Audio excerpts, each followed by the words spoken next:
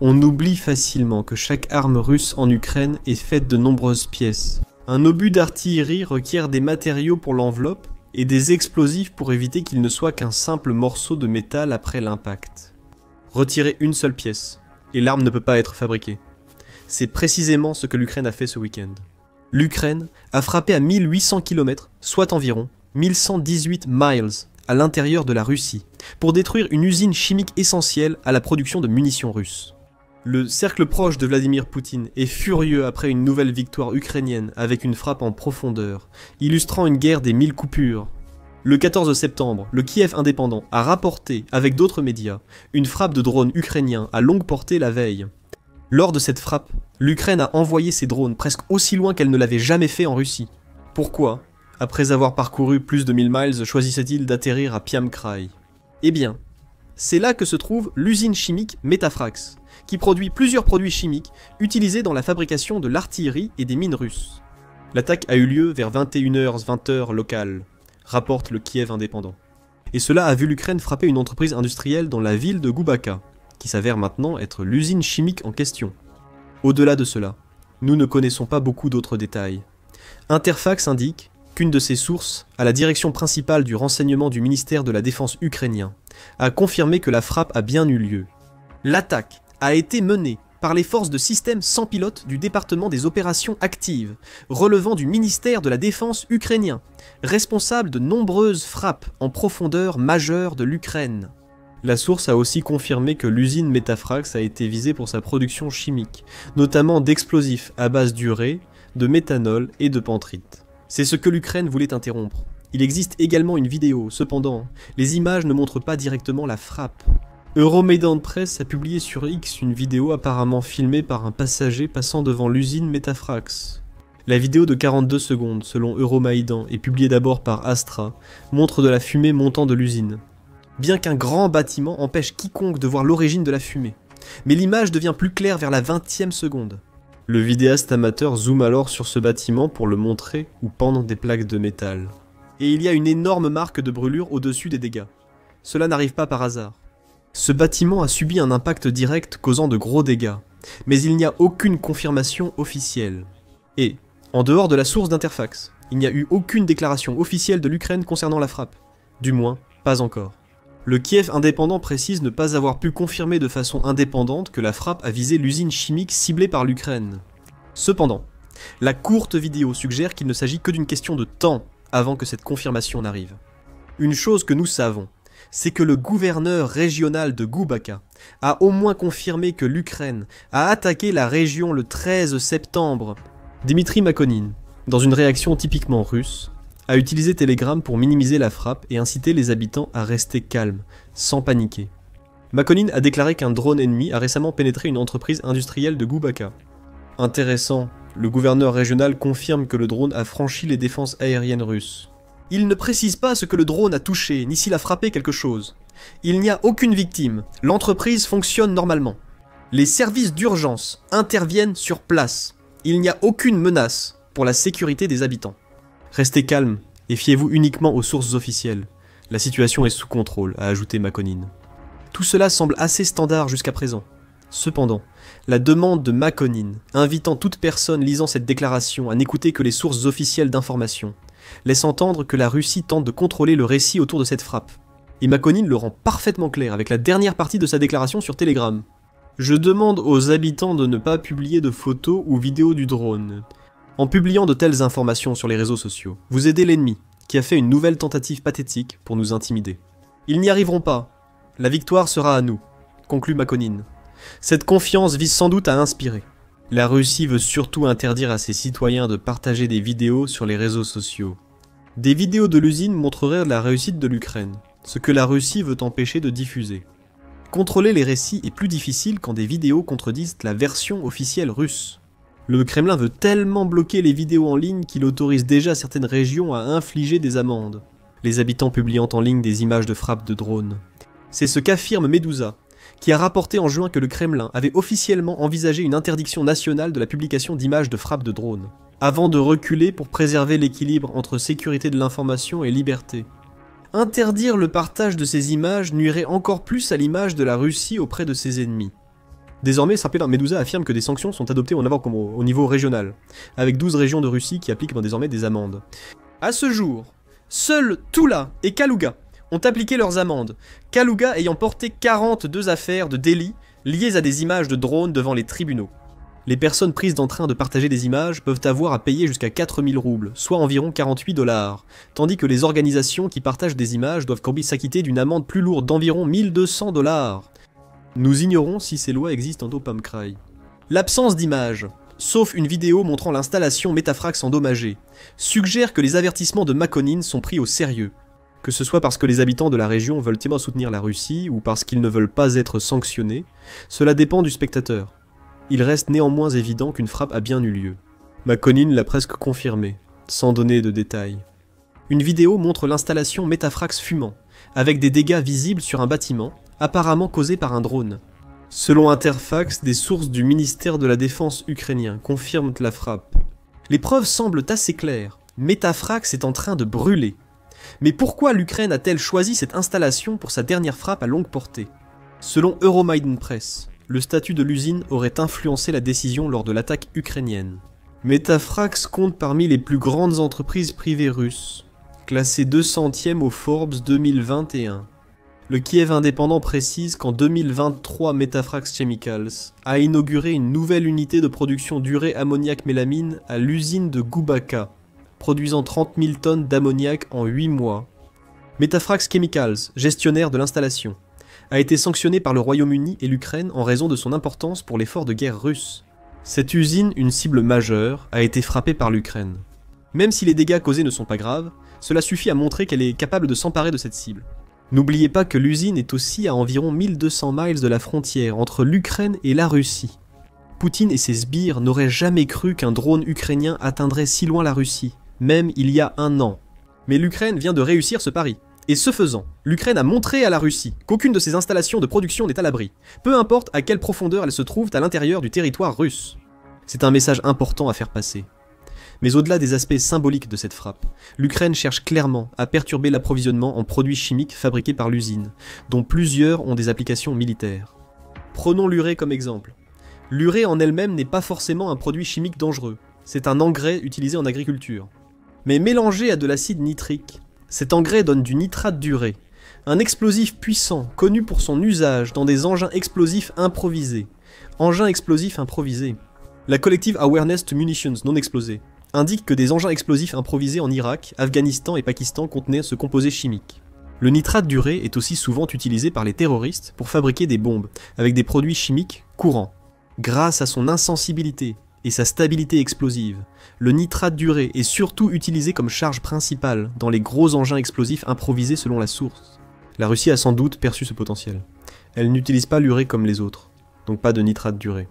Elle utilise ce produit chimique pour produire de l'ammoniac, comme mentionné plus tôt.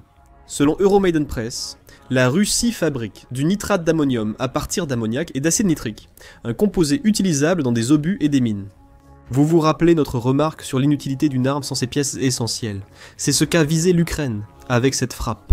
Détruire une usine qui produit de l'urée signifie couper l'approvisionnement de la Russie en un produit chimique dont elle a besoin pour fabriquer des mines et des obus d'artillerie. Moins l'Ukraine a ces deux types de munitions, mieux elle peut se défendre contre les attaques russes. L'armée russe s'affaiblit car elle manque de moyens pour nuire à l'Ukraine. Comme souvent, la stratégie de frappe en profondeur de l'Ukraine a infligé une nouvelle blessure à la machine de guerre russe. Cela, avec d'autres blessures de ces frappes en profondeur, s'inscrit dans une stratégie visant à détruire l'industrie essentielle au maintien de la guerre de Poutine. Fait intéressant, Metafrax peut d'abord paraître une cible étrange. L'entreprise fabrique des produits chimiques à usage militaire, ce qui explique probablement ses sanctions en Ukraine et au Royaume-Uni. Comme le souligne Euromaidan Press, Metafrax a soigneusement évité d'afficher tout lien public avec le ministère russe de la Défense. Probablement pour préserver une apparence de neutralité d'entreprise. Nous parlons bien d'apparence. Euromaidan Press précise aussi que Metafrax a pour société mère Roshkim. Roshkim est directement liée à l'armée russe, ou peut-être plus précisément, elle a des liens directs avec Vladimir Poutine. Le Moscow Times a révélé ces liens en avril, en publiant un article sur les propriétaires de Roshkim, Boris et Arkady Rotenberg.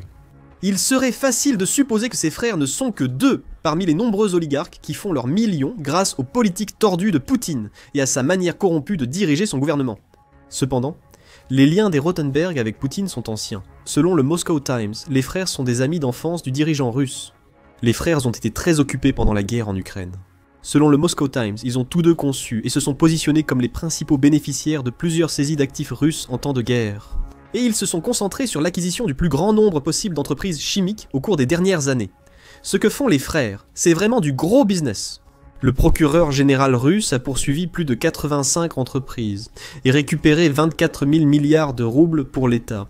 Depuis l'invasion de l'Ukraine en 2022, selon le Moscow Times citant le Financial Times. Les Rotenberg ont fait fortune grâce à leur lien avec Poutine, alors que ces saisies d'actifs ont lieu. Pouvez-vous deviner quel ancien pays de la liste Forbes est passé à Rotenberg il y a un an? Metafax, évidemment. En octobre 2024, Interfax a indiqué que Roskim avait acquis près de 97% de Metafax lors d'une enchère organisée par l'Agence fédérale russe de gestion des biens. D'après Interfax, l'entreprise est devenue propriété de l'État en 2023. Cela signifie que l'installation frappée par l'Ukraine est un parfait exemple de la relation corrompue entre Poutine et ses amis d'enfance, une relation qui s'est épanouie depuis que la Russie a lancé son invasion. Les frères s'approprient plus d'industries russes, espérant s'enrichir pendant et après la guerre. Quant à Poutine, son gouvernement fédéral a gagné environ 175 millions de dollars grâce à la vente. Owen Roskim était l'unique enchérisseur lors de la vente de Metafax. La corruption était flagrante. Cela montre que Metafax n'est plus l'entreprise qu'elle était lorsque Forbes l'a classée parmi les plus grandes privées de Russie. Techniquement, l'entreprise reste privée, dans la mesure où une société désormais détenue par deux des proches amis de Poutine peut être considérée comme privée. En réalité, Metafax sert aujourd'hui d'outil au gouvernement russe, même si elle ne se dit pas liée à l'industrie de défense. Ces informations éclairent les raisons du ciblage de Metafax par l'Ukraine. Oui, l'entreprise était déjà une prise majeure grâce à sa réputation. En outre, les produits chimiques qu'elle fabrique sont justement ceux que l'Ukraine souhaite voir la Russie posséder en moindre quantité, comme nous l'expliquerons bientôt. Cependant, cette frappe était personnelle. Toutes les informations sur les frères Rotenberg, Poutine et les affaires en cours sont publiques, ce qui suggère que l'Ukraine sait probablement qui dirige vraiment l'usine Metafax. C'était un nouveau message à Poutine de l'Ukraine. Nous pouvons frapper plus loin en Russie que tu ne l'imaginais, jusqu'à ton cœur même, en frappant les entreprises que tu offres essentiellement à tes amis en échange de quelques pots de vin. La frappe sur Metafax a fait la une le 13 septembre, mais l'Ukraine a visé d'autres cibles. Euromedan Press indique que le renseignement ukrainien et les forces spéciales ont conjointement frappé plusieurs lignes ferroviaires en Russie entre le 13 et le 14 septembre. Ces lignes, situées dans les oblasts d'Oriol et de Leningrad, sont, selon une source ukrainienne, des voies logistiques essentielles pour ravitailler les forces d'occupation vers Kharkiv et Soumy. La frappe à Oriol a tué 3 membres de la garde nationale russe lors de l'inspection de la voie ferrée, selon Euromedan Press. Quant à la frappe à Leningrad, qui a fait dérailler une locomotive à laquelle étaient attachées 15 citernes. La Russie affirme que les citernes étaient vides, tandis que l'Ukraine soutient qu'elles étaient remplies de carburant pour le front. Un autre déraillement de train à Leningrad aurait également tué un conducteur de train.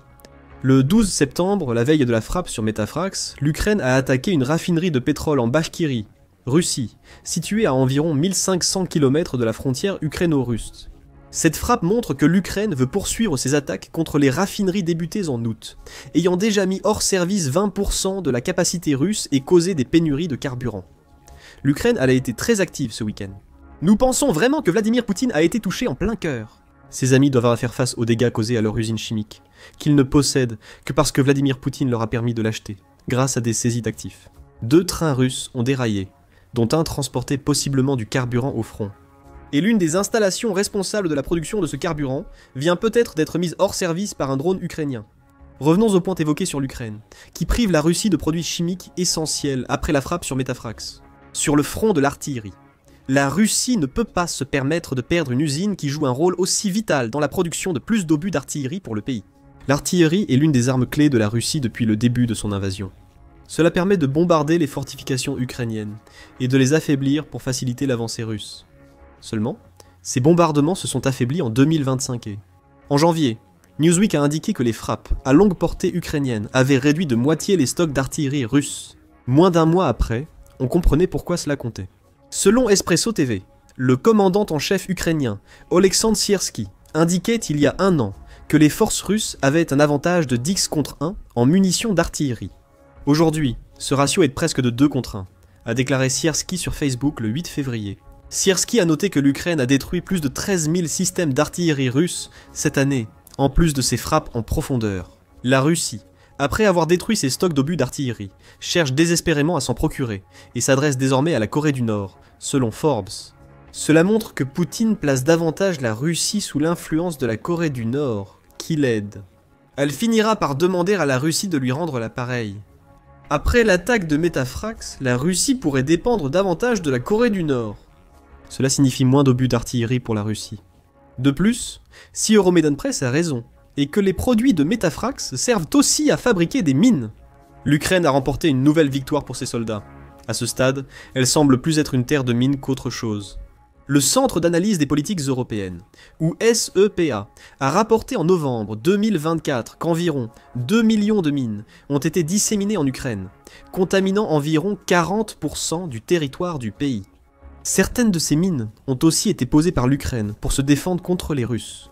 La Russie emploie volontiers des mines, surtout dans les villes d'où elle a dû se retirer, et elle veut rendre impossible pour le peuple ukrainien de reprendre pleinement possession de ses terres. Selon SIPA, ces mines ne représentent pas seulement une arme tactique, mais aussi une menace à long terme, pour la sécurité des civils, la reprise de l'agriculture et la reconstruction nationale. Penser que la frappe sur Metafrax empêchera la Russie de poser des mines est illusoire, mais chaque geste compte. Priver la Russie de ses produits chimiques, c'est lui retirer au moins une partie de ses mines, et cela ne peut être qu'une bonne chose pour les défenseurs de l'Ukraine. De toutes les victoires de l'Ukraine grâce à cette frappe, celle-ci semble la plus importante. Surtout si l'Ukraine continue d'attaquer Metafrax. La frappe sur l'usine chimique illustre à nouveau l'échec complet des défenses russes. Le 13 septembre, l'Ukraine a prouvé que la Russie reste impuissante face à ses drones. Moscou brûle après l'échec total des défenses russes, comme vous le découvrirez en regardant notre vidéo. Et si vous avez apprécié cette vidéo, n'oubliez pas de vous abonner à The Military Show pour plus de reportages sur les dernières frappes en profondeur de l'Ukraine sur le territoire russe. Et merci comme toujours de nous avoir regardés.